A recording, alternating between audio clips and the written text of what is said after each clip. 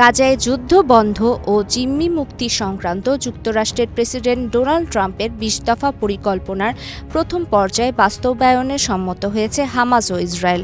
Trump নিজেই এ তথ্য জানিয়েছেন।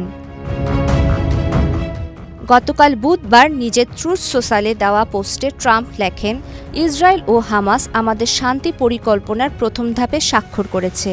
খুব শিগগির সব জিম্মিকে মুক্তি দেওয়া হবে। সেই সঙ্গে ইসরায়েল নিজেদের সেনাদের নির্ধারণ করা একটি সীমানায় সরিয়ে আনবে। তিনি আরও বলেন, হামাস ও ইসরায়েলের মধ্যকার সমঝোতার বিষয়ে মধ্যস্থতাকারী কাতার পরে বিস্তারিত আরও জানাবে। ওদের স্বপ্ন পূরণে পাশে থাকতে পেরে আমরা গর্বিত। ইসরায়েলি সেনাবাহিনী জানিয়েছে, তারা হামাসের সঙ্গে যুদ্ধবিরতি চুক্তি স্বাক্ষরকে স্বাগত জানায়। সামাজিক যোগাযোগ মাধ্যম এক্সের এক পোস্টে বলা হয়েছে, সেনাপ্রধান ইয়াল জামির সব বাহিনীকে নির্দেশ দিয়েছেন যে শক্ত প্রতিরক্ষার প্রস্তুতি নিতে এবং যে কোনো পরিস্থিতির জন্য প্রস্তুত থাকতে। হামাসও চুক্তিটি নিশ্চিত করেছে। সেই সঙ্গে ট্রাম্পসহ সংশ্লিষ্ট দেশগুলোকে আহ্বান জানিয়েছে যেন তারা ইসরায়েলকে পুরোপুরি চুক্তি বাস্তবায়নে বাধ্য করে। হামাস জানিয়েছে, তারা চুক্তির অংশ হিসেবে ইসরায়েলি জিম্মিদের মুক্তির বিনিময়ে যেসব ফিলিস্তিনির মুক্তি চায় তাদের একটি তালিকা তেল আবিবকে দিয়েছে।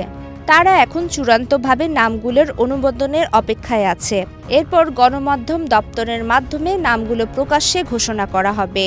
টেলিগ্রামে প্রকাশিত এক বিবৃতিতে ফিলিস্তিনি সংগঠনটি জানিয়েছে, তারা যুদ্ধবিরতি চুক্তিতে নির্ধারিত শর্ত অনুযায়ী ফিলিস্তিনি বন্দীদের তালিকা ইসরায়েলের কাছে জমা দিয়েছে।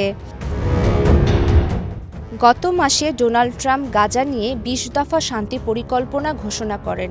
এর পরিপ্রেক্ষিতে গত সোমবার মিশরের পর্যটন শহর শারম আল শেখে দুই পক্ষের মধ্যে আলোচনা শুরু হয়। ট্রাম্প জানিয়েছিলেন, ইসরায়েল ও হামাস দুই পক্ষই ট্রাম্পের পরিকল্পনায় ইতিবাচক সাড়া দিয়েছে।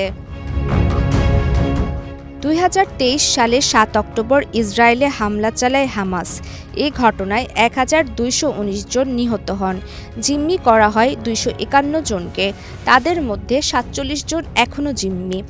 এর মধ্যে ২৫ জন আর বেঁচে নেই বলে দাবি করেছে ইসরায়েলি বাহিনী। ওই দিন থেকেই গাজায় টানা নৃশংসতা চালিয়ে যাচ্ছে ইসরায়েল।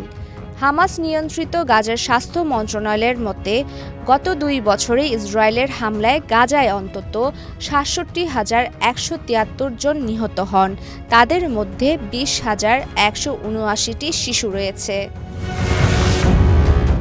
প্রমিতি কিবরিয়া ইসলাম, বাংলাদেশ প্রতিদিন।